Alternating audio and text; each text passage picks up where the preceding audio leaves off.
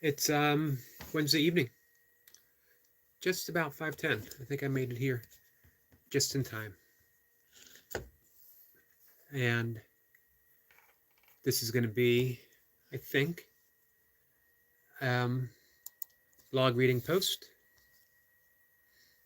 I think I'm going to read about oatmeal. We'll see. I might do more than one reading. Depends on, um, what happens. If anyone shows up, um, where the conversation goes. I don't want to insert my um,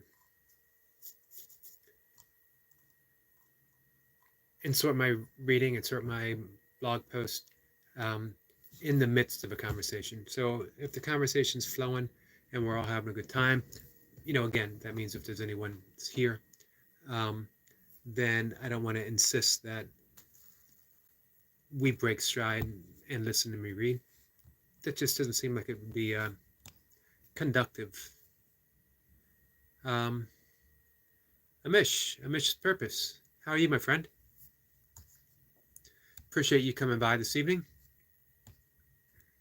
I usually evening sessions, um, sort of just chat for a few minutes to see who shows up, and then I read from my blog.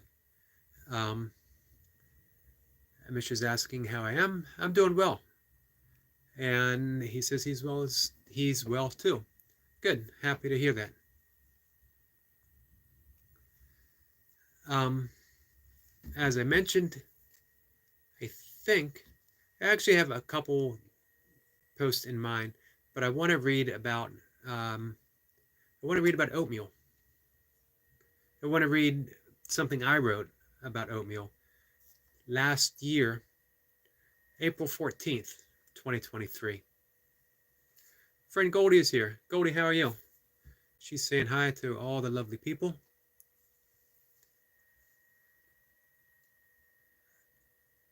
I mentioned earlier today when I was did a live session, my struggle, particularly in my drinking years, to um, find inspiration of which to write of. Long stretches of writer's block, long stretches of not being inspired, and never once blaming alcohol. There's a world of things to write about, especially for someone like me, a writer like me. I don't have to stick to, I'm not well known. Um, I have a decent blog following, but I don't stick to any one subject. Yeah, it all has sort of a spiritual bent. It's a lot of stuff about meditation, a lot of stuff about life, and a whole lot of stuff about nature. Which, when you think about it, man, how can you not be inspired? Look out the window and just see what's going on. Sorry, my cat's looking at me funny. Right now, it's been raining for 3 days. Rain tells an infinite story of every single raindrop. The amazing thing to me, we call it rain. One thing. We don't say it's rain dropping, it's rain dripping. Rain, it's one expression.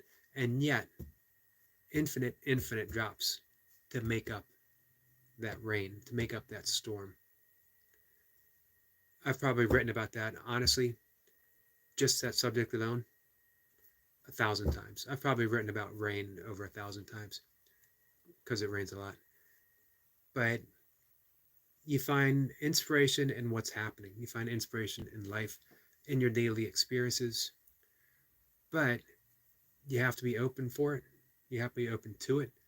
You sort of have to break open all those notions, all those preconceived ideas of how we should be approaching any kind of art. That this is the type of artist I am, and I can't break the mold. It's just how I am. Break the mold. You were meant to be broken in all ways. The heart's meant to be broken. I always go back to Leonard Cohen. Let me get the exact quote. Leonard Cohen, Canadian songwriter, wonderful songwriter. Spent quite a bit of time in a Zen monastery, never quite achieved what he had hoped for. And then late in life, he discovered the teachings of Ramesh Balkar, who was a non-duality teacher, was a disciple of Nisargadatta Maharishi, and then he felt like he was onto something, and he said that his lifetime depression still present, but it's lighter now, and I can really relate to that, having suffered my own lifelong depression and having emerged. It's not behind me. Somehow, though, it's just a little bit lighter. Somehow, my day goes a little easier, even in the presence of that depression. Gauri says hi to Amish, and that I love his hallelujah. That's in my opinion, the definitive version. I mean, his song, I think the original artist always does it better, with some exceptions. You can make the case that Jimi Hendrix did Bob Dylan's All Along the Watchtower better than Dylan, and even Dylan says that. But for the most part, and I like Dylan's version, for the most part, I think the original is always the best. Jeff Buckley, however, does a poignant cover of that. Really deep. I want to get that exact quote up. And then I'll do a little bit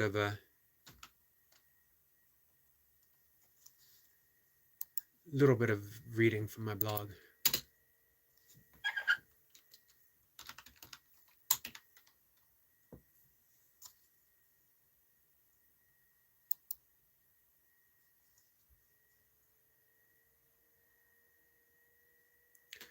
From his song, I always slightly misquote it for, I guess, just to be succinct. Here's the full lyrics pertaining to that quote. Ring the bells that can still ring. Forget your perfect offering. There's a crack in everything. That's how the light gets in. There's so much meaning packed in those lyrics. There's a crack in everything. I think I always say everything is meant to be broken, because that's how the light gets in.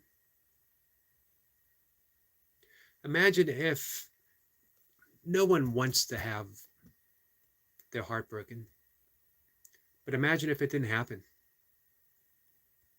If we didn't have our first great heartbreak, would we have the great love that might have followed? It might have lacked, I don't know, I don't have answers to this stuff. I just put it out there. It might have lacked the depth and beauty that you bring to later love if you don't have your heart broken earlier. Because now you know. Now you know that's how the light gets in. And now you're full of light and you have it to offer someone else.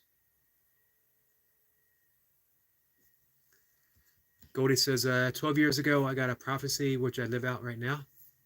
That's interesting. If you don't mind sharing, love to hear it. But if it's too personal, that's fine too. Never want to pry in anyone else's business. Even as I try to be completely open here. I talk about depression. I talk about my struggle with addiction, 10-year drinking binge.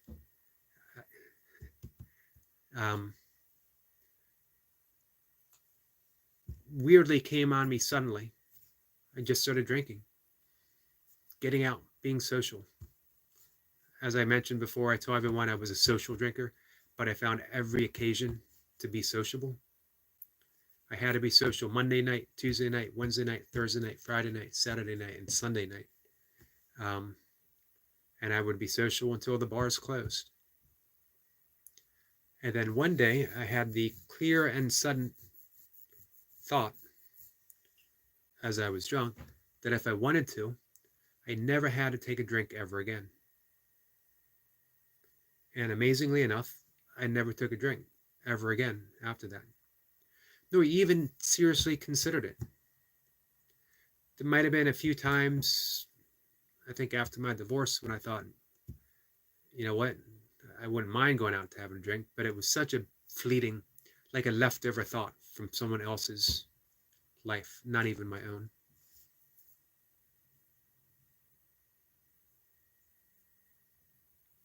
Goldie says, my broken self heart has been mended together, but not glued shut. So as the liquid flows out of those cracks, it will bring healing to others. That's absolutely beautiful, Goldie. And had your heart not been broken, that prophecy, that realization might not have occurred. And the world would have missed out on all you have to give. Sometimes I think that we're meant to have a heart broken by the little loves in life so we can allow the great love in. I think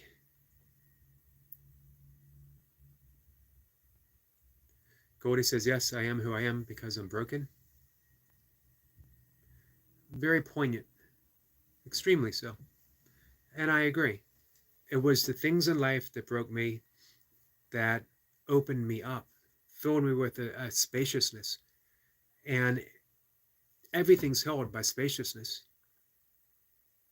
Spaciousness could just be a synonym for love. I like using the term loving awareness because awareness is always unbiased. Your attention can change, your attention can shift, but awareness itself is wide open and includes everything. You're aware of the world, but your attention might go to something specific in the world. You pay attention to a tree, but you're aware of the forest. And that's the nature of love. Beautifully stated. I always love the opportunity to Google. Beautifully stated by St. Paul's letter to the Corinthians. Should come right up, and it did.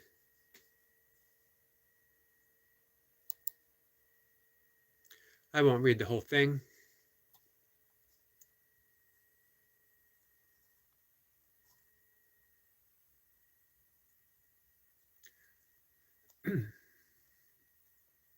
But I'll read the ending. Love is patient, love is kind. It's not jealous. It's not pompous. It's not inflated. It's not rude. It does not seek its own interest. It is not quick-tempered. It does not brood over injury. It does not rejoice over wrongdoing, but rejoices with the truth. It bears all things, believeth all things, hopes all things, endures all things. Love never fails. The original reading, when I first read it as a kid, was love never faileth. And I think I like that better. However, it might be, for me, it might be one of the most beautiful things in the Bible. Certainly the most meaningful. That, the Beatitudes, quite a few of the Psalms.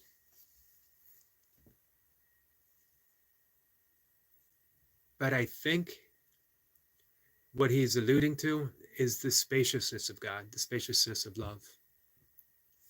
Hey, UK Medic is here. Hey, Yogi. Hello, my friend. How are you? This is just reading from St. Paul's letter to the Corinthians.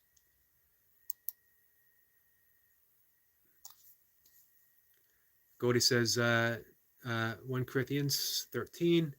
Thank you for sharing it. Absolutely my pleasure.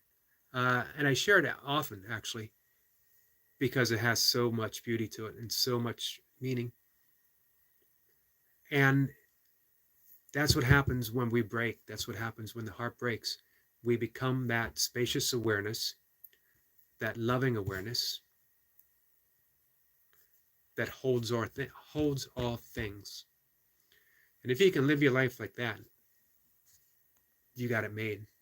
And that's what I'm going to go back here just a few passages ago. That's what Goldie is saying. My broken self heart has been mended together but not glued shut. So as liquid flows out of those cracks, it will bring healing to others. To me, that could be straight out of what I just read.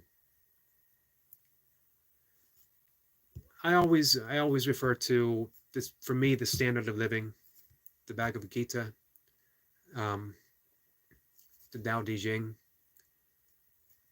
But having been raised a Catholic, gone to Catholic school, um, I keep with me, again, the Beatitudes. I keep with me St. Paul's letter to the Corinthians. I had read somewhere that if the Bible, if every word, every passage in the Bible was destroyed, with the exception of the Sermon of the Mount, that alone would be enough to base an entire religion on. And I absolutely agree with that. Goldie is saying hi there to Medic. Medic says, doing great, thanks. And Medic says, I can give you a real life example of that. I would absolutely love it if you would. And Medic, while I have you here,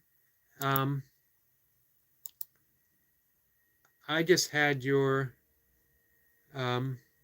it's still going on. Your channel playing. Helping with, hopefully, with some watch hours. Milka McCarty is here, saying hi. Milka, how are you?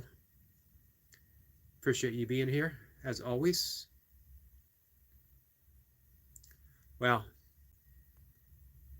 UK, with that sentence alone, you just broke me open. 35 years ago, I lost my 2-year-old daughter in a fire.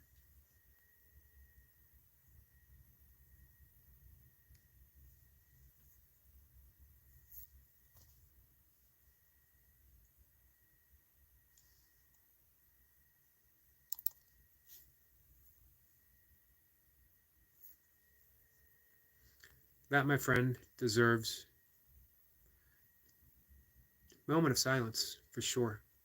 Deserves a moment of just heartfelt silence going out to you.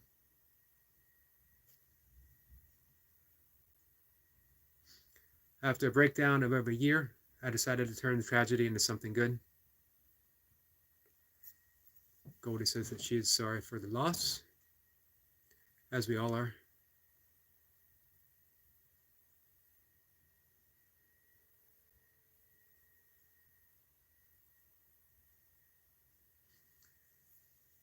Medic says, I joined the ambulance service and trained as a paramedic. Wow.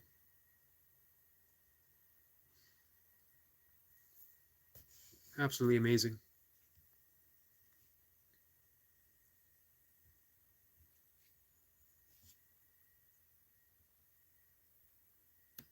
Medic says 33 years saving countless lives. You are a testament to what we were talking about. No one chooses to have their heart broken. No one says that this is how to do it. That without this happening, you're not going to learn. But it happens in life. Every single one of us gets broken. I point out, with my father, I was a caregiver for my mother, and a 10-year battle with Alzheimer's. Alzheimer's is an experience of daily being broken for everyone concerned. Medic says retired this year, but twice God has smiled down on me when I would have otherwise died.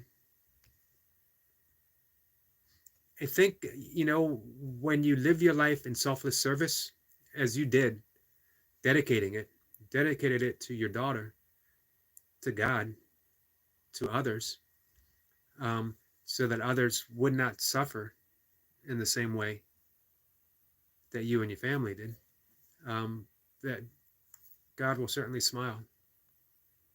God will certainly smile down on us, especially in those times of need.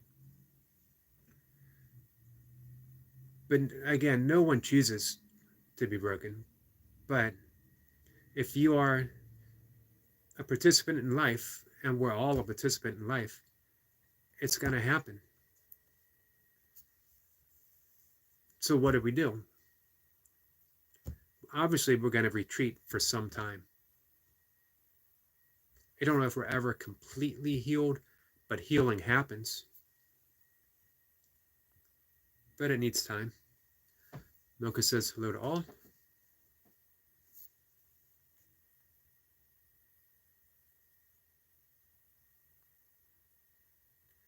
Medic, I truly appreciate you sharing that with us.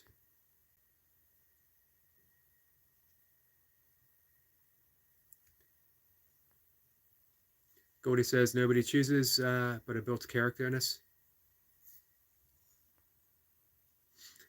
I like thinking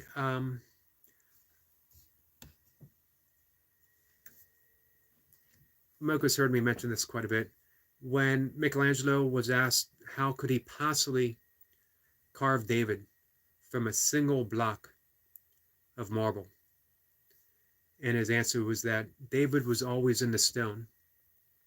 He just took away everything that was not David for David to be revealed. And I liken that to what Goldie said, that how that suffering builds character. It reveals us. But we need to be stripped. We need to be stripped a little bit of our ego beliefs, of our attachments, of our aversions, which is the whole path of yoga. That's a different story.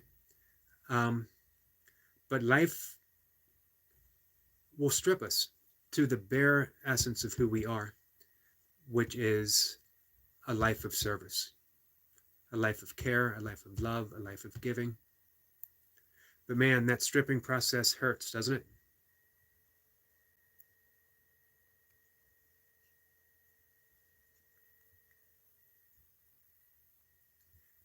And we do what we can for others, but they're going to be stripped as well. But I think the sorrow that we've endured in life puts us in that position that we can guide, we can steer, and we can hold. We can hold other people. Sometimes, when we hold people, it doesn't have to be with our arms. It doesn't have to be with our words. It's just being in there, just offering presence. Sometimes silence is the balm that we need.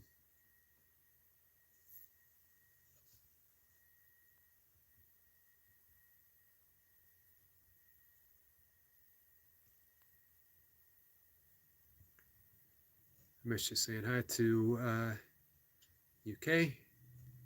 Goldie says, oh, yes. And Medic says hi to Mish. Just realized I can't post the video here.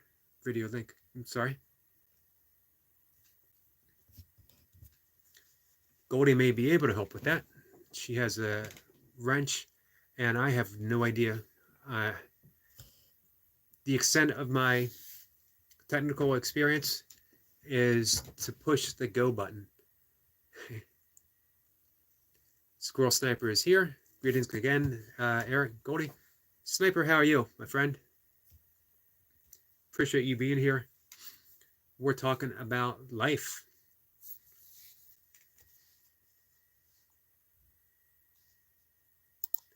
The good and the bad. Not even sure. I often refer Shakespeare. I believe it was Hamlet. Nothing is good nor bad. That's thinking makes it so.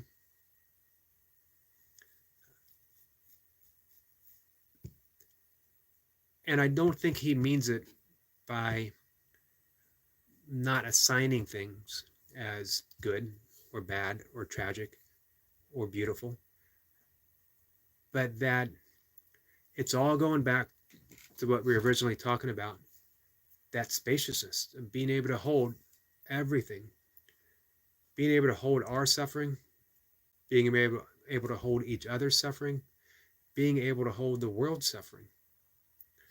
Buddhist meditation teacher, Sharon Salzberg, wrote a book, uh, "A Heart as Wide as the World," and just that title alone would always floor me, and I would think that's the end result of my meditation. That's what I wish to attain. But the realization is there's no attainment. Your heart is already as wide as the world. You were meant to hold. You were meant to be of service.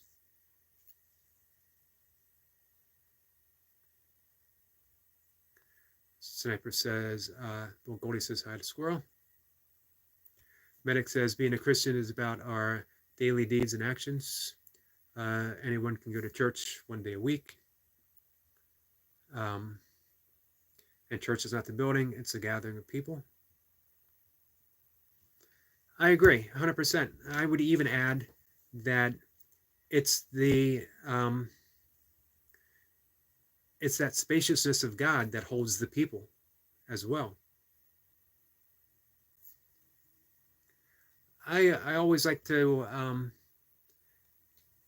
point out that Jesus gave explicit directions, as clear a pointer as any Buddhist teacher, as any yogic teacher, maybe even more clear, because he said the kingdom of heaven is within. Don't look out over there, don't look out over there. The kingdom of heaven is within. And yet, we look for it in church, we look for it in church leaders, we look for it in books. The last place we ever look is within. However, when we suffer that great tragedy, whatever it is, for any of us, that's when we start looking in the right direction. That's when we look within.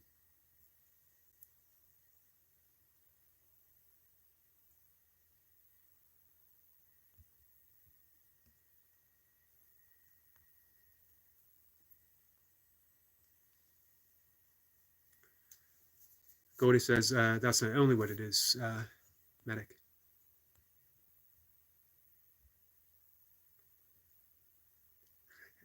Medic says, no, Goldie, I was keeping it simple. Hey, I, for one, I appreciate the simplicity.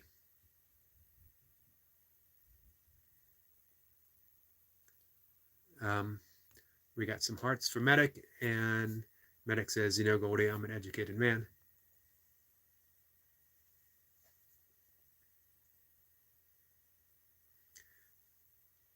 Sniper says, empathy as a sword as well as a shield. I have found it creates a balance either way. Empathy. Sometimes it feels like there is not enough of it in this day and age. I think it's something that we have naturally, and then life crowds it out a little bit. Everyday life crowds it out a little bit. Our concerns, the buildup of the ego. But, it's like Carl Jung talked about the shadow. We spend the first half of our life filling that bag with all the objects of the ego, all of our wants, all of our desires, and the shadow just gets bigger and bigger and bigger. And then we spend the second half of our life trying to empty out that bag. I think that's when our natural empathy begins to show again.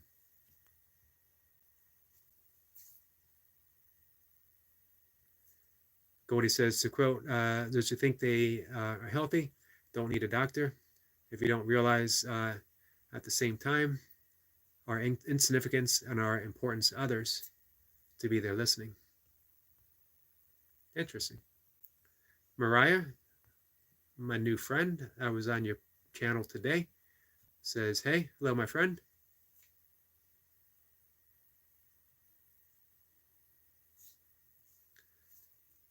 Medic says the video title on my channel, Goldie, is titled The Day God Was Smiling Down on Me. And Goldie's going to share the link. Awesome.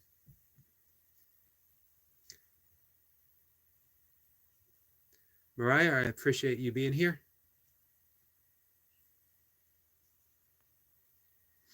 We're having a discussion really just about life, the beauty it involves, the beauty that's found. Sometimes it's found through our suffering. I'm always more apt to say, I always go with the Buddhist thought, you know, the Four Noble Truths of Buddhism. Number one, Buddha says that life is suffering. Always amazed me when I was a kid, when I first read that, why anyone would get to Noble Truth number two. If life is suffering, you know, great. I don't want to read any more of that. But he tells us why life is suffering. And he shows that sorrow, getting our hearts broken, being broke open is part of life. However, the suffering itself is the problem. It's a psychological suffering because it's a refusal to accept the fact that we've been broken open. We're always trying to escape the present pain instead of just saying it hurts and it hurts and it hurts without trying to escape it.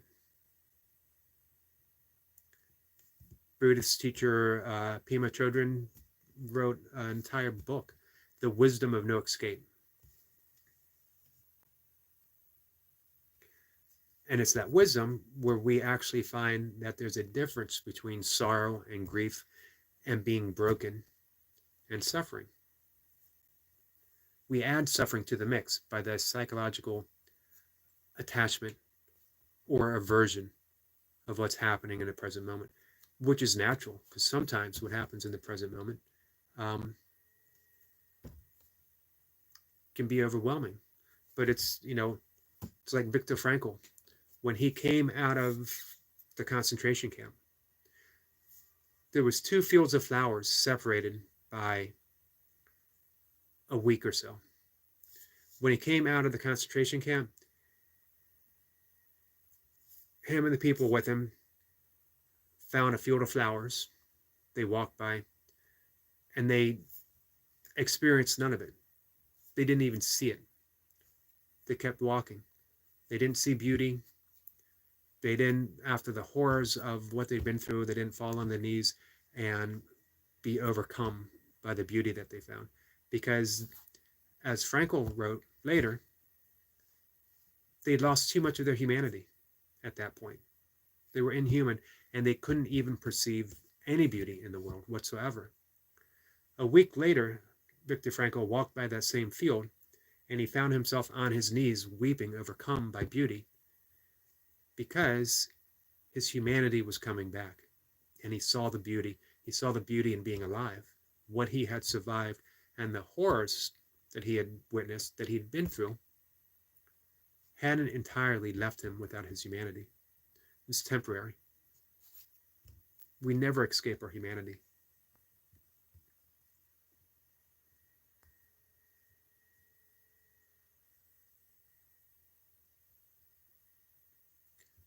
Let's see. Medic says, and by all means, use it as an example and share it out if you wish to do so. Thank you. Sniper says, so suffering is there as a trap. Yes, this brings us what I call the dungeon programming. That's an apt metaphor, Sniper. Thank you for sharing that, Goldie. I think maybe one of the wisest things I've done on my YouTube channel was to give you a wrench. Until you actually described it to me, I had no idea that I could give someone a wrench, or what a wrench was. I would often see people with them, and I would think, well, that's an awful lucky person. They got a wrench.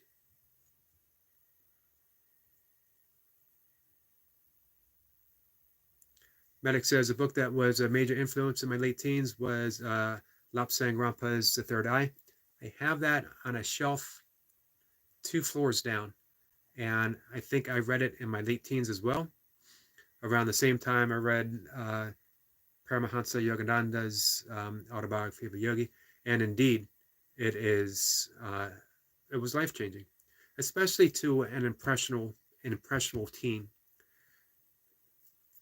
And if you're a sensitive teen of any kind, and you're awkward, and you definitely know what it's like, that heartbreak, and you think life's always going to be that way.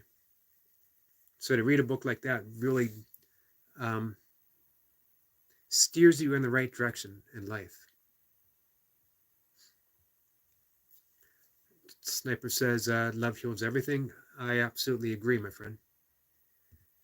Kingpin says, Mr. Clean. Well, my friend, Mr. Clean doesn't wear glasses. I'm the intellectual Mr. Clean. I feel slightly hypocritical even saying that. If you were to look at the mess of my office right now, you would have second thoughts on the Mr. Clean, I believe. However, Kingpin, I appreciate you being here.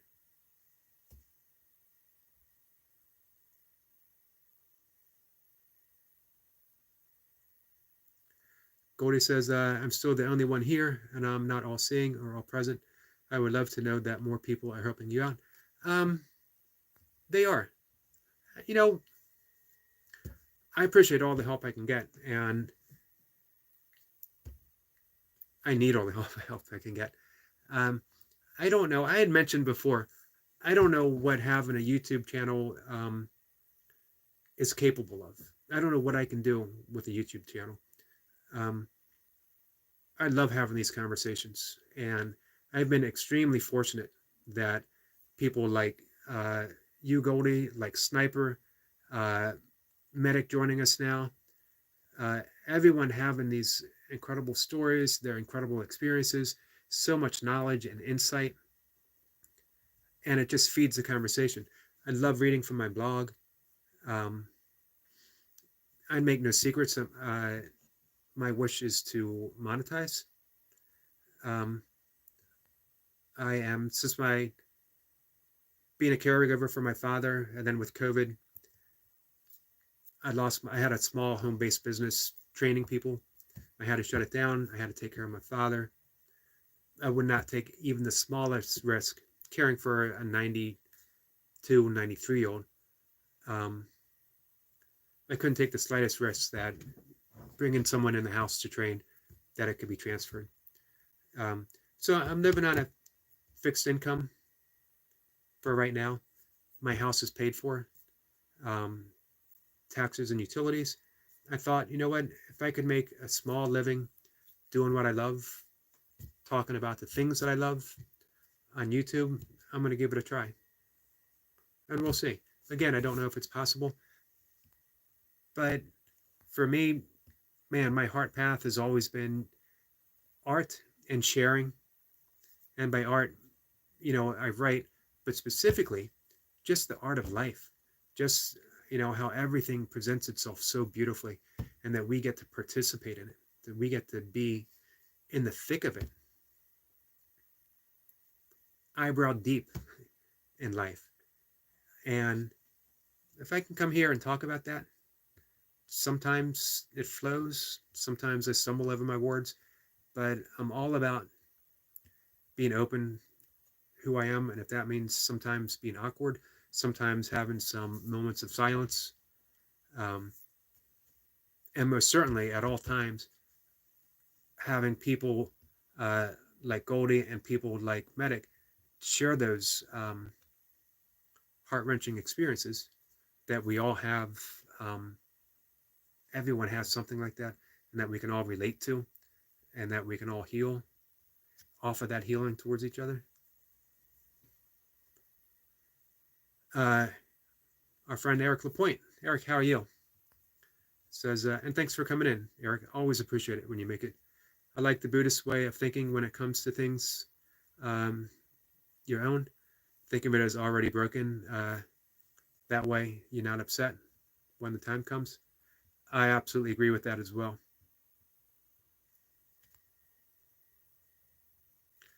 Mayhem's a miracle. Masha is here. Hello, shared you out. Thank you, my friend. I appreciate that.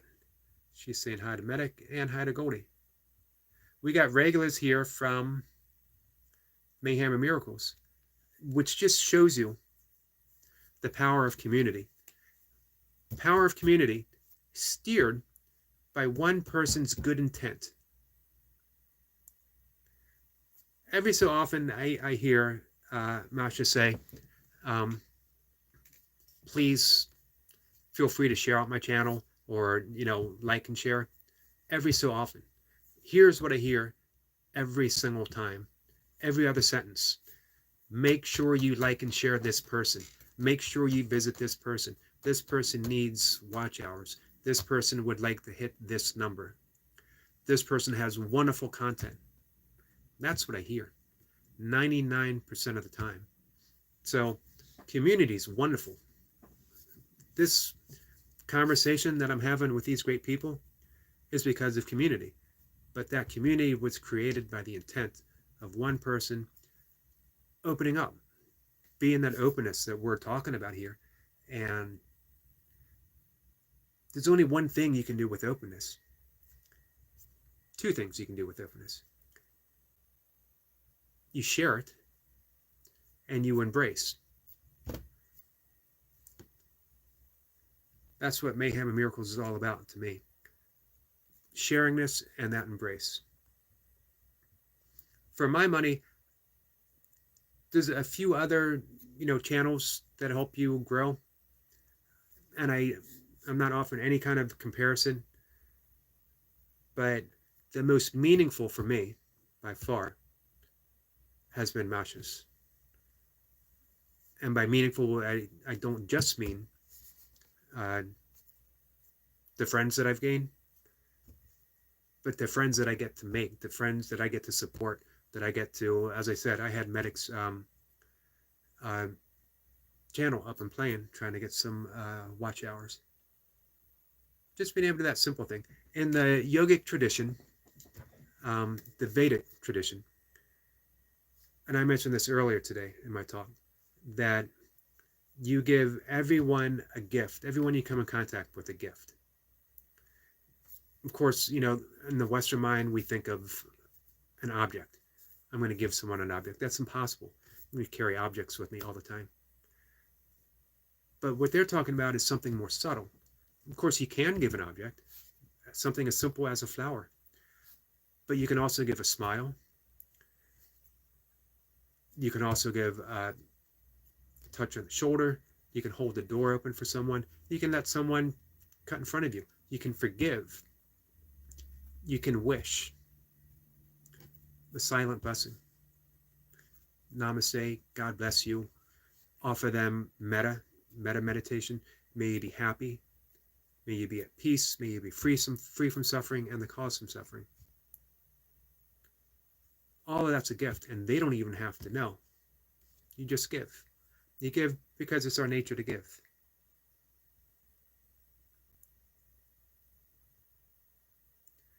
Medic saying hi to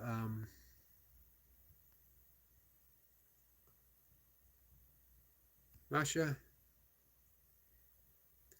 Medic says, well, look at it this way. If a cluttered desk means a cluttered mind, it's a clean desk must indicate an empty mind. That's a wonderful way of looking at it. I like that one.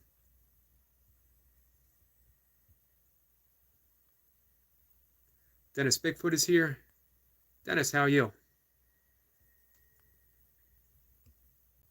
I was on your page earlier today as well. Much appreciate you all joining in. Medic says, yes, that's how Masha and I roll. You know what? I see it and I experience it.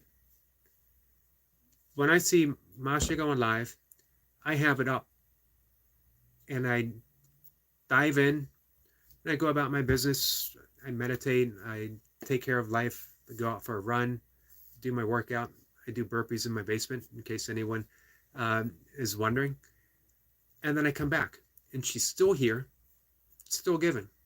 And I dive back in and I find more people um, that I want to help. I want to be part of.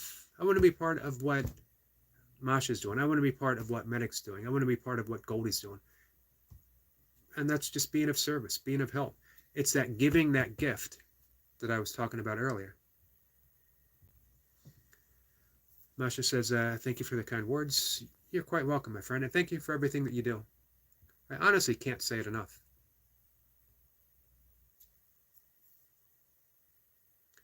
Medic says, agreed. Everyone with open hands and open heart.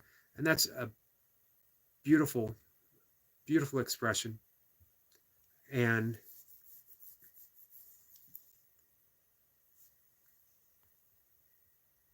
I like to think of it. I've been in and out of reading the past few weeks Ram Dass and one of his last books, Be Love Now. Of course, he wrote originally 1971, Be Here Now. And this one he wrote, I think, in 2011. So about 10 years before he passed away. And it is Be Love Now, and it's the path of the heart, being a Bhakti yoga, the yoga of devotion.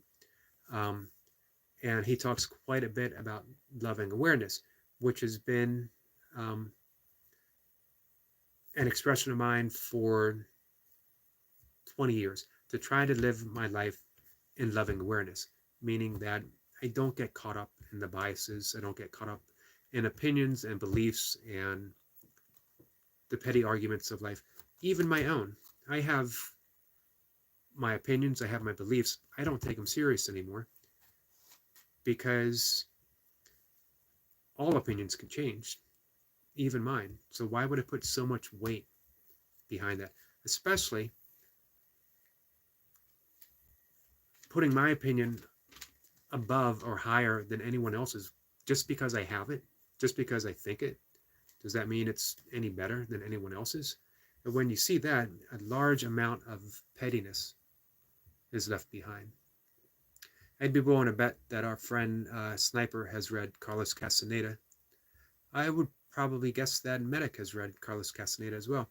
And he talked about using death as an advisor, that when we realize that death is ever present, always on our left-hand side, ready to tap us on our shoulders, then we think that a large amount of our self-importance is instantly evaporated. Because if you knew at any moment death could tap you, are you going to be concerned about a slow cashier, or your coffee being too cold or too hot, or someone cutting in front of you in traffic? Or are you going to give that moment to unconditional love, embracing life, because it might be the last moment that you had? I don't want to spend the last moment I have being petty, being self-concerned. When my father came home from the hospital, his very last night alive, we didn't know that. He came home, he was put in hospice care at home. And the hospice nurse explained all the stuff I was going to have to do for my father. I was worried. Man, I don't know if I can administer morphine and all this other stuff. But you accept the role that you're given when it comes to serving someone else, especially when it comes to serving someone you love. And man, the love I have for my father is more than immense. But after getting everything settled, the nurse had left. He was ready to go to sleep. I went upstairs to get some rest. About a half hour later, I hear him stirring, very uncomfortable. And I go downstairs to check on him. And not realizing he literally had 10 minutes to live. He looked at me and his words were, "Why are you up? I didn't wake you, did I?" Just there it is. That broke me open.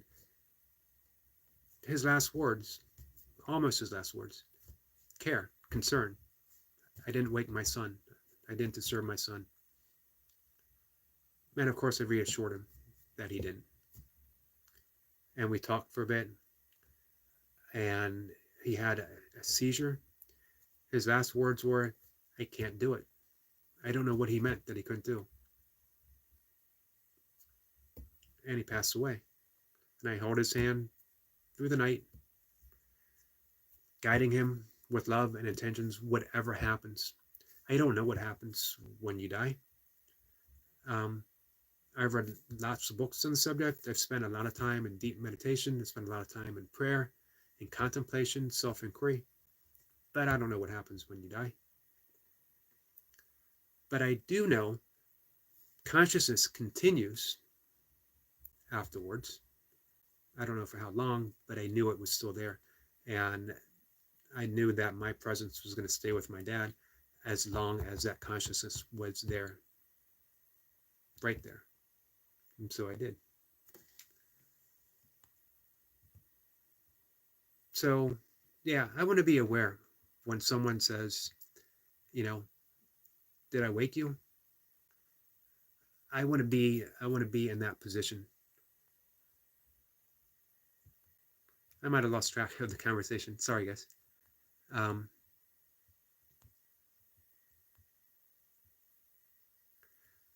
Medic says, we support everyone. You guys certainly do. Go to saying hi to Dennis. There we go. Sniper says, I have a quest in the near future.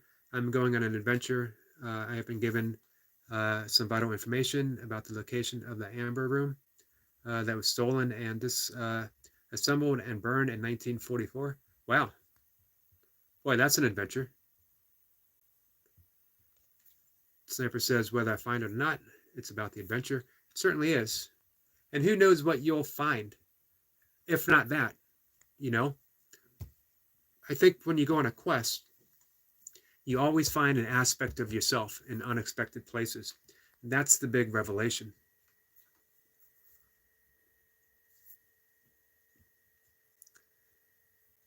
Master says, yes, Medic, you do. Medic, and I love your sense of humor.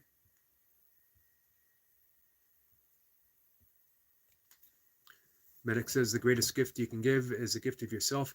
I agree. And given your true self, not just given the thoughts and opinions, but you know, one of the big things that we've been talking about tonight, all of us, has been that openness and that presence. Give people your space. Man, amazing to give people the space to be themselves. To me, that's like the true nature of Namaste, that the light, the divinity within me salutes the light and divinity within you. And we could just as easily say the openness, the loving awareness within me salutes and embraces and holds whatever it is you present. Feel free to be broken in my company.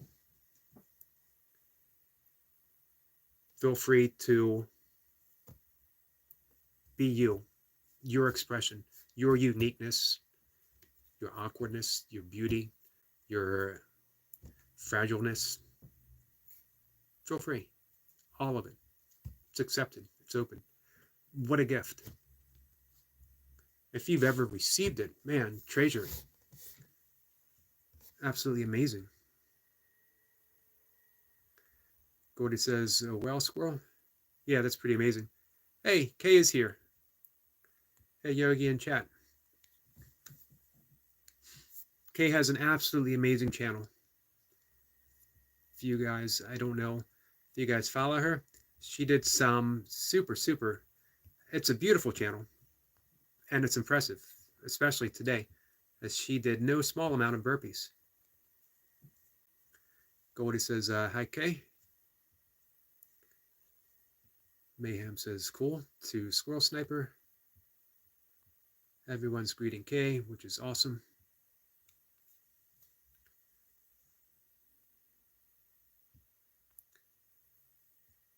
Let's see. Mayhem says, I have an amazing community who also lift me up. I think we draw I think we draw those people to us. You know, it's no accident at all. You know what's amazing, Masha? I don't see any people trolling your channel.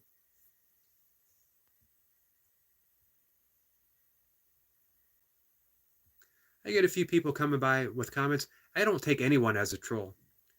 I take it all as an opportunity to truly practice everything that I say. If you come to my channel, I'm going to greet you with good humor.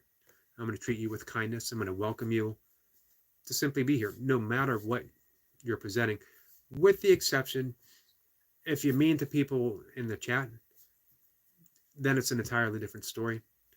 Um, you really can't be mean to me.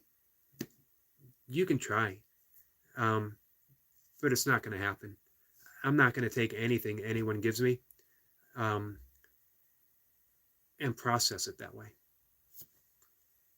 It's sort of something that has left me.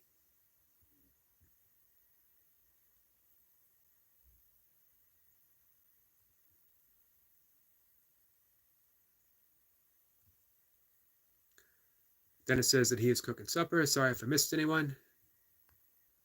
Hope you're eating something healthy, delicious, and enjoyable. Mayhem says hi to Kay.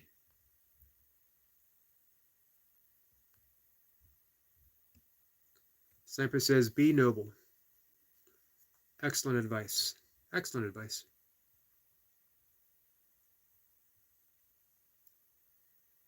I'm thinking in terms of nobility and not in royalty, but the nobility when we think about the Arthurian legends and the ideal that they had.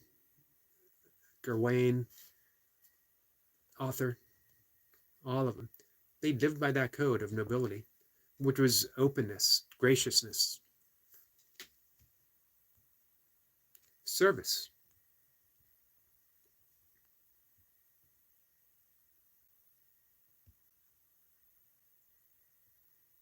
Erica Point says that says a lot.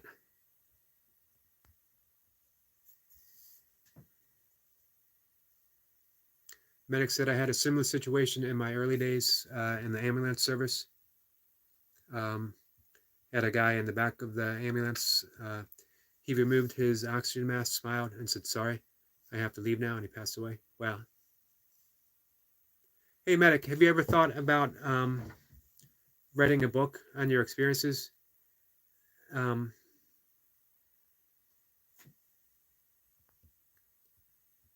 Being in that proximity of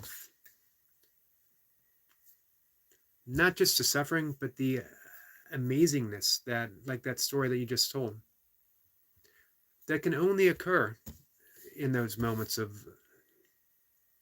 sometimes in those tragic moments. Milka says, seems as though you have had plenty of words. They come sometimes.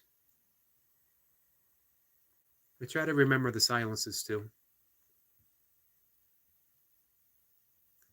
Goody says, oh, well, Medic. Semper says, I have to be up early tomorrow. I wish you all a great evening and good night. Good night, my friend. I always appreciate it when you stop by. Squirrel Sniper says, smash the like button, by the way. Thank you. I appreciate that. I miss my good friend, Destiny Forever Walks PhD, who's on vacation for 9 days, who never fails to say several times in the course of a live session, don't forget to like, share, or smash the like button, share. And I always forget. I always forget to do it myself. Minix says, I don't get trolls either. I'm glad. Masha says, no, I don't, or Medic. It's amazing, you know, and I can only think because you guys put out so much light.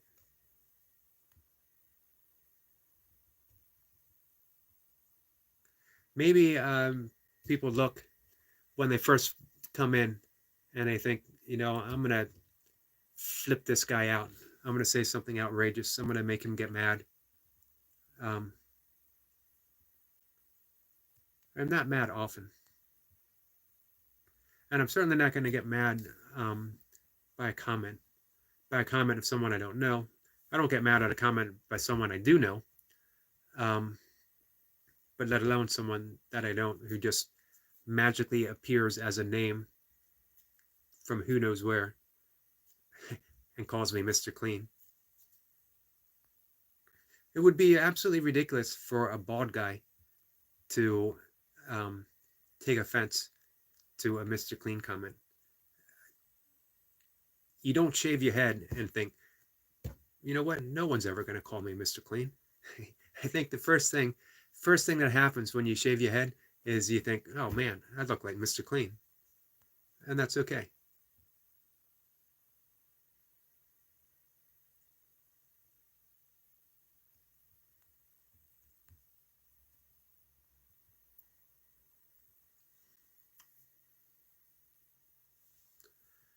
Dennis says, fast mods is why you don't see Masha's chat.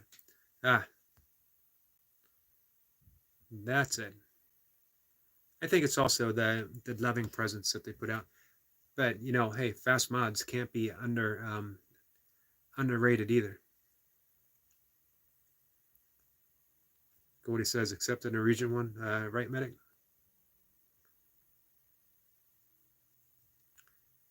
And medic is laughing. And a certain Romanian vampire, Goldie.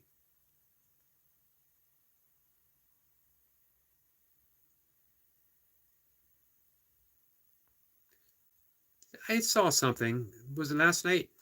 And I forget where it was. Where Goldie, you were talking to someone, and they said something about vampires. Was it a gaming site? I don't remember now. Goldie says, right, medic. I took a nudge further, and I've been asking people their blood type to know if I should pay them a visit.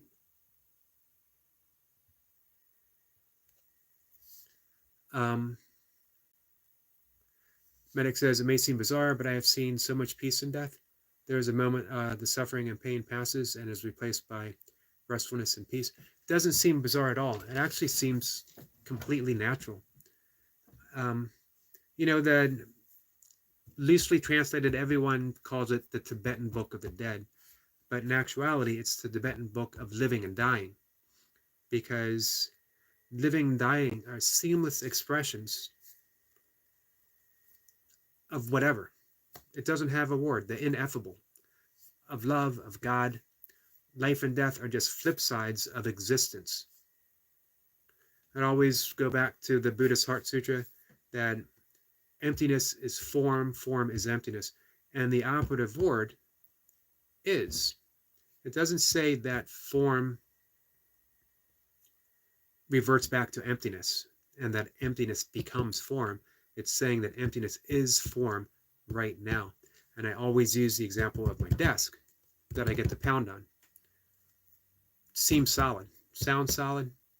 In fact, it's an expression of emptiness itself. In spite of the fact that I stub my toe on it at least 3 times a week, it is still emptiness. Emptiness is what becomes form. Form is emptiness. Or we could go relativity. Energy can't be created nor destroyed. That doesn't leave anything out. We are energy. We can't be created. We exist. We can't be destroyed. We exist. Again, I don't know what happens when we die, but like Medic said, there seems to be a presence of peace. Something's going on.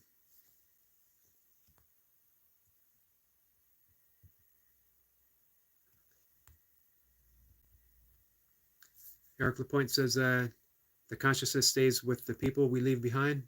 I think we are subconsciously living in the consciousness of all of our ancestors from lessons passed down from the beginning.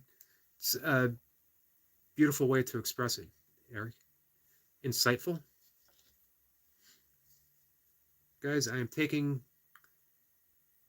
5 milligrams of 10 milligrams of melatonin and ashwagandha, which is an Ayurvedic herb, part of my sleep hygiene. And then when we finish the conversation, I do pranayama, breath work, that brings me from the sympathetic nervous state to the parasympathetic nervous state, which is basically saying I go from the fight and flight, which if you're awake, you're going to be slightly in that fight or flight, slightly. It's how nature wants it for us. We want to be prepared to respond. But you want to shift into that rest and digest. And that's what this and the breath work helped me accomplish.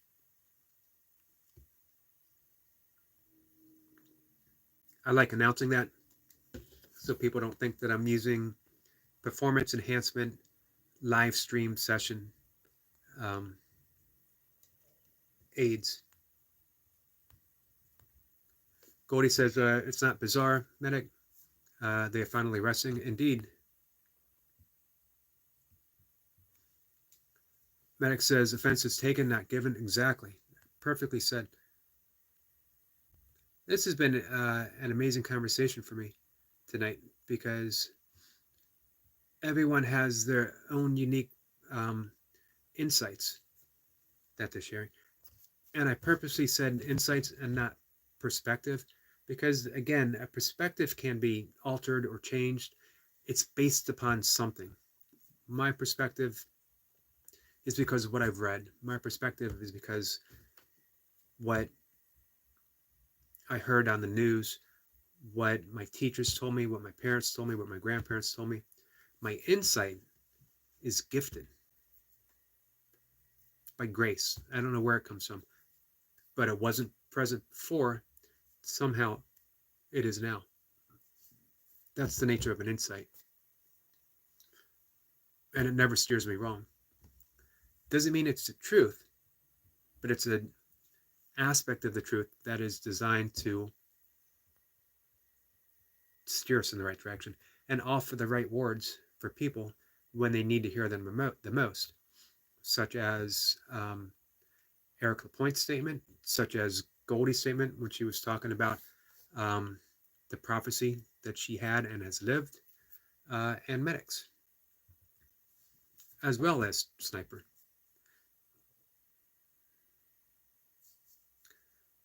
Sniper says there are individual souls trapped inside the construct. The soul is encouraged to speak. There's things that are not, if they are, and act as if it is so. So it will be, and those lost in this darkness. That's interesting, Sniper. See, that sounds like the type of insight that comes deep, deep inner work, deep meditation. Sniper says the secret is absolutely foolishness. My friend Elise is here. Elise has a wrench. Elise was the first person after Goldie showed me that I could give someone a wrench that I gave one to. And she has wielded it with righteous power.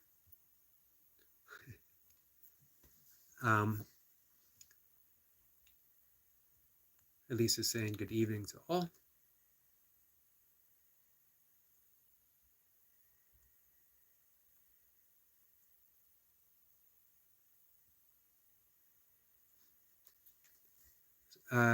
Sniper says, hi, Elise. I was about to go, but the chat is great. Can't just leave. I appreciate hearing that. Goldie says, that's funny, burpees.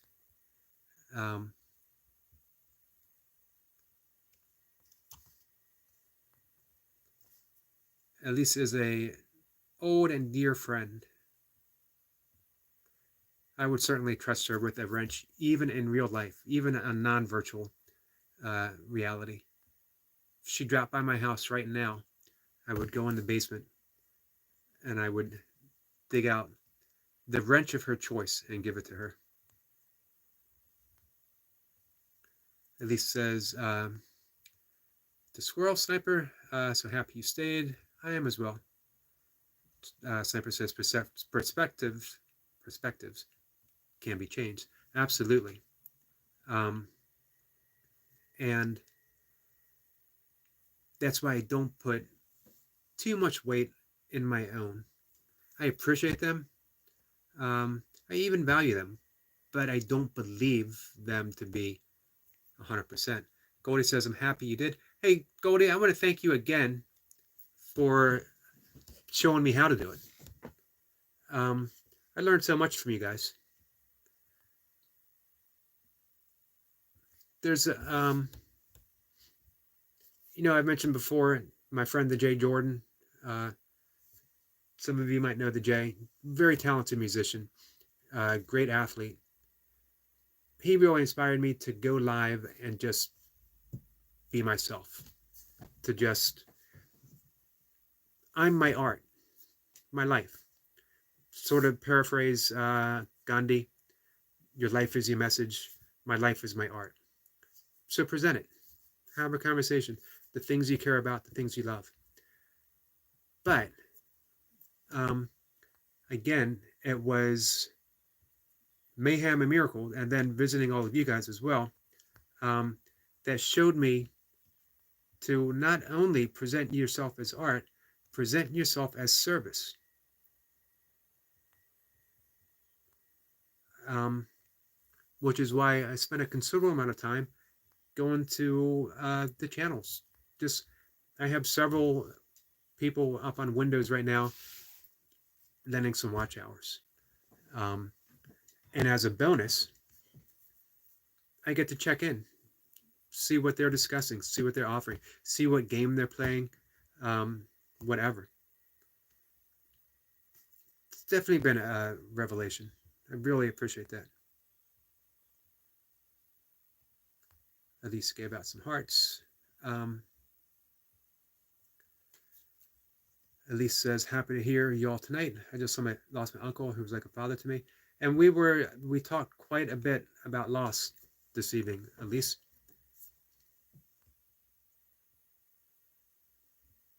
Elise says, yes, Eric, I want a real red wrench. I can't promise you red, I think. And of course, not to let a little secret out here, but Elise has a birthday coming up. So she actually might get a wrench. Gordy says, don't worry, we all learn. Um, I appreciate that.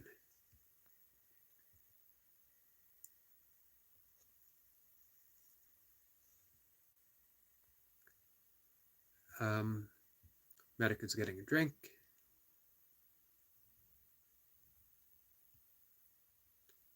Elise says, that's an awesome revelation, Eric.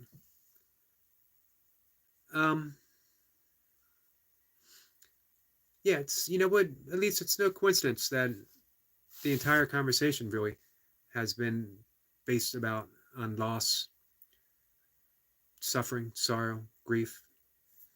I talked about my dad. We all shared stories of loss.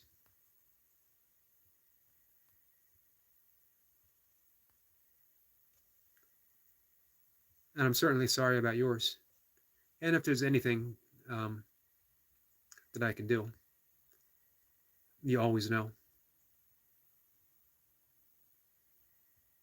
Goldie says, well, let's get some red paint and paint one red with a dedication to Elise. That's an excellent thought. Mayhem is still listening, just eating dinner. Goldie says, loss and redemption. Exactly. 100%. Loss and redemption.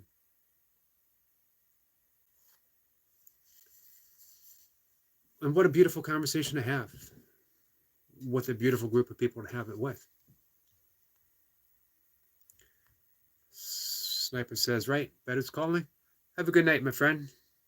I am not far behind you. Probably maybe talk for another 5 minutes. Um, and be calling it a night. My ashwanga tablet will be kicking in. Goldie says, sorry for your loss, Elise.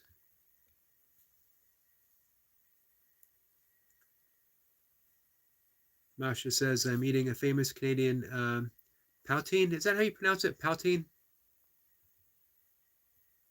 I have not had that.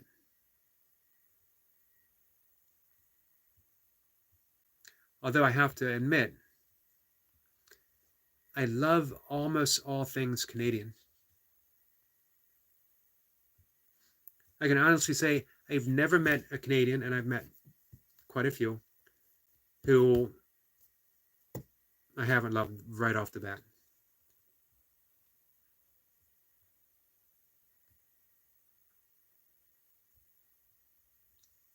Elise says, thank you, Eric. I already feel better being here with you all tonight.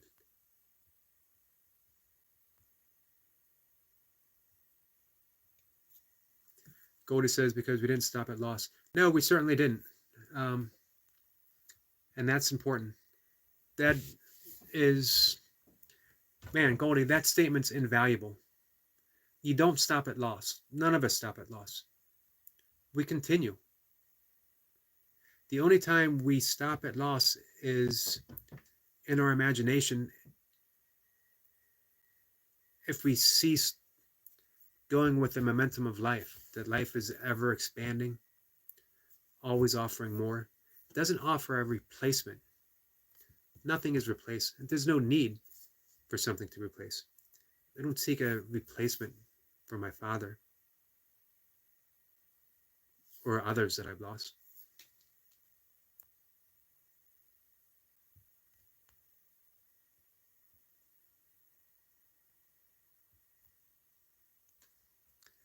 Medic says, get out of there. There's nothing famous to come out of Canada.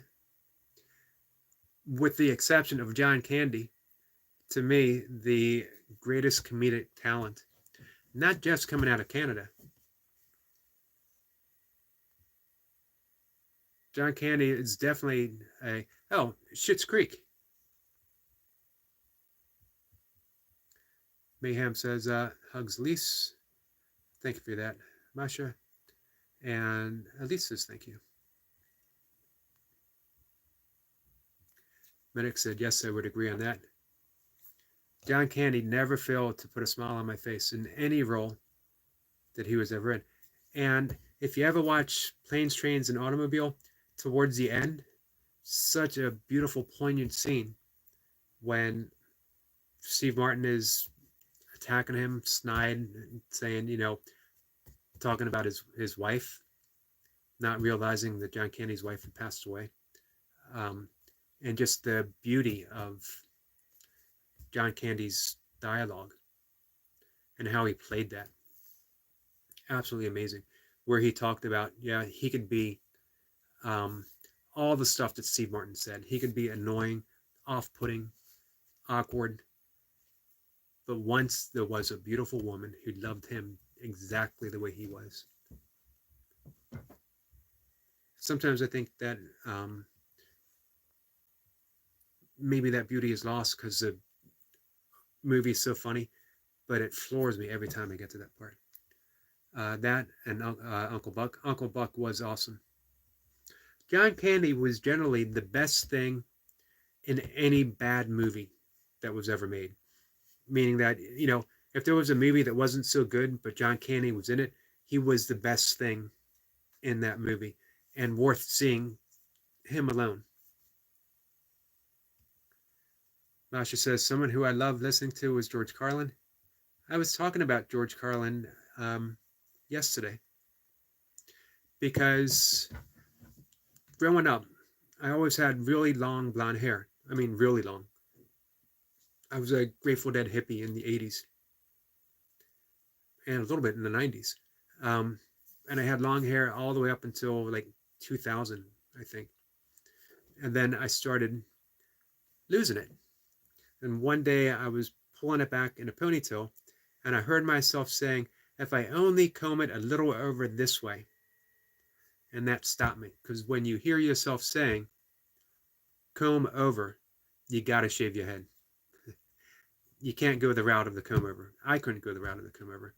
So I shaved my head. But during COVID, with everything shut down, I started thinking, I wonder if I can pull off the George Carlin old man hippie ponytail, balding ponytail. Where you bald, but you got the ponytail. So I grew, at least saw the old man ponytail. So I grew it out thinking, hey, if George Carlin can pull it off, I couldn't pull it off. So when things opened up again, when I started being out in public a little bit more, I realized that I definitely was not pulling it off, and I had to shave it off. So George Carlin, I love listening to him, and he was a hair inspiration at one time. Medic says, I remember young John Candy and Splash and SCTV. I absolutely love SCTV.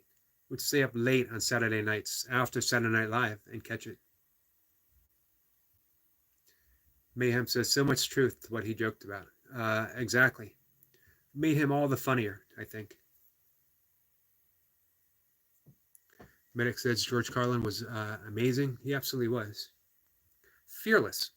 The best comedians are fearless. Elise agrees.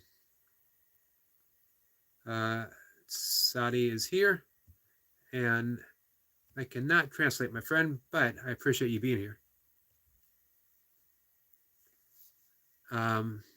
Medic says, I love the way he broke the 10 Commandments down to 2. I trying to recall. So we got some emoji action going on.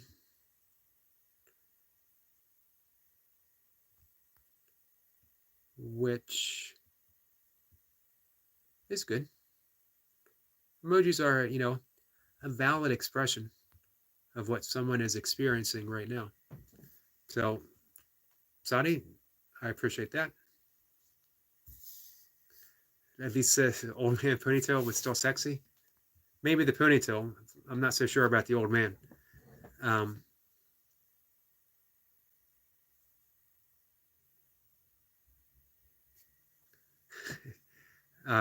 Medic says, apologies. I thought you used wash and go, and it went. It certainly went. Not all of it. Some of it went. Some of it never came back.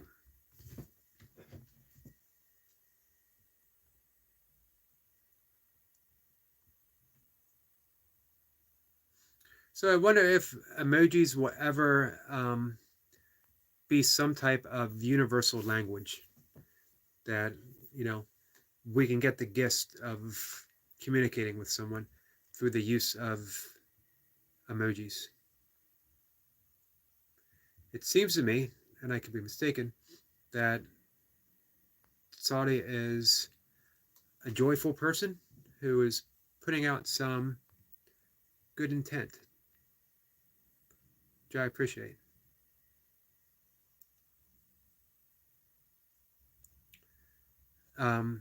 Medic says some people who don't speak English use emojis to express themselves. And again, it's a valid form of communication, and I can appreciate that. Thank you for saying that, Medic.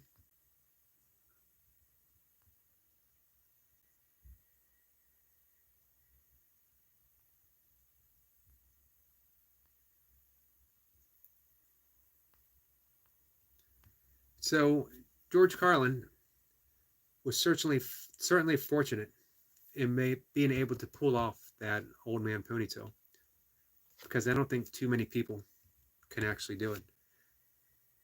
We were talking about the perspectives and not being able to fully rely upon a perspective.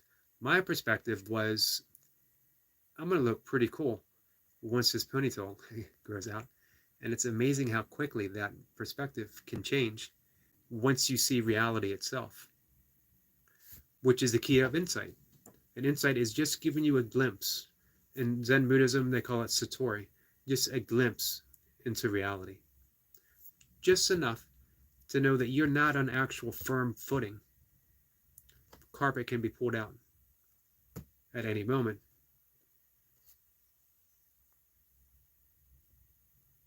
What was it Philip K. Dick said about reality? I don't necessarily agree.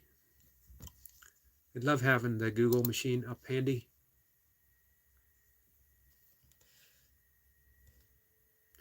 Philip K. Dick said, reality is that which, when you stop believing in it, doesn't go away. That's why I always say that we could use reality and God synonymously, reality and love synonymously.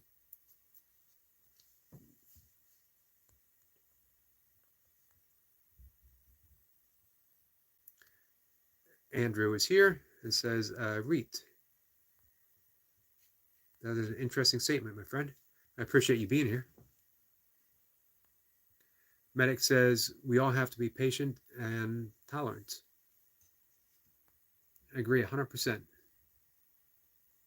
I had read, actually, when it was just Goldie and I had read the St. Paul's letter to the Corinthians, and he talked about the reality of love. Love is patient, love is kind, love is tolerant. Love is our nature. So when we rely upon our true nature, we are all those things. It's when we deny our true nature, when we insist on reality being a specific way that suits the ego and not the spirit, then we're having an argument with reality, and reality always, always wins in the end. At least said you had high hopes, my friend. I certainly did. I thought, man, I'm going to be pretty spiffy, to use a word I don't think I've ever used in a conversation before, once this ponytail grows out. And I kept it for about a year. It was more fun to grow than it was to actually have, if that makes any sense. Medic says, my boss once yelled at a patient that was kicking of about having to wait to be treated. He said, sit down and be patient. That's why you call it patience. You know, you can't argue with that logic at all. Goldie said, God is my reality. I would agree with that 100%. That's what makes that quote all the more meaningful. That reality is that which, when you stop believing in it, doesn't go away. God is independent of our beliefs. It reminds me of Abraham Maslow's statement on being a self-actualized person, that a self-actualized person is independent of the good opinion of others.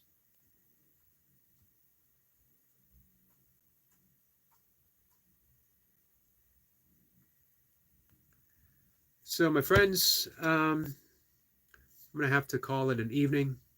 It is about my bedtime. And yes, it is only a little bit past 6:30. I'm in bed at 7, and I'm up about 2:30 or so. And I do my breath work, I do my meditation, I do some yoga, I write for an hour, and then I get outside, getting right into nature.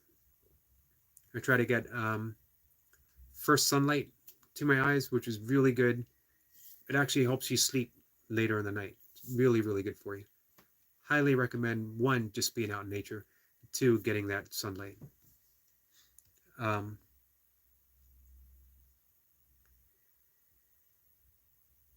Masha says, take care, Yogi, and everyone. Hey, thank you so much for spending some time here tonight, Masha. It's greatly, greatly appreciated. And then it says, I'm a vessel upon the seas of life. Life isn't a place, but it's a journey. You are certainly right, my friend. I appreciate you adding that. So, Goldie says, thank you for a lovely live and chat. Thank you. And it was lovely, and that's because you guys joined me. Always appreciate it. Medic says, I just revel in the joy of my own existence. I'm with you 1,000%. on that. That reminds me of something that Nisargadatta Maharishi would say. Um, that simply go back to that I am presence. And what you said could have been taken out of his book, 100%. And but only in a natural way that you said it. Only in the natural way of someone who's actually living it, not actually expressing it. So I really appreciate that.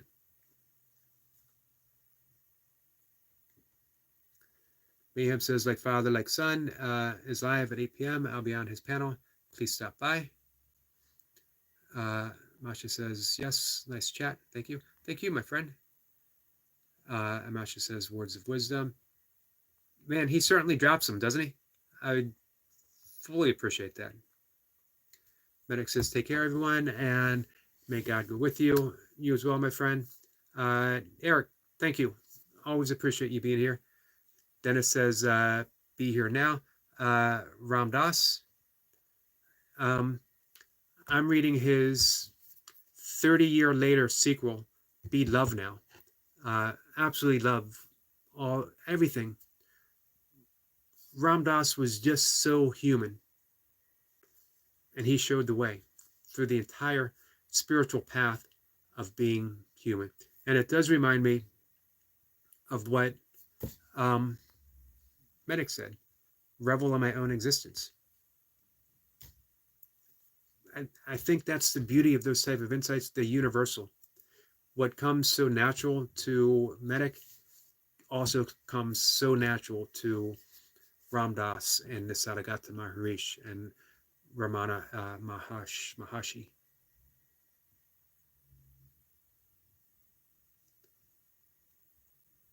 Mayhem says, thought of a song, speaking words of wisdom, let it be. Perfect. Gordy says, I'm going to sleep. Lovely Masha, I will be asleep as well, but I will check them out tomorrow. Dennis says, cool. And Masha says, okay, Gordy, sleep well. And we get some parting words, which again, I appreciate. So, good night, everyone. Thank you again. This was an entirely meaningful and enjoyable. You know what? I'm going to say joyful instead of enjoyable. Different context, but I think you guys know what it means. See everyone tomorrow. Take care.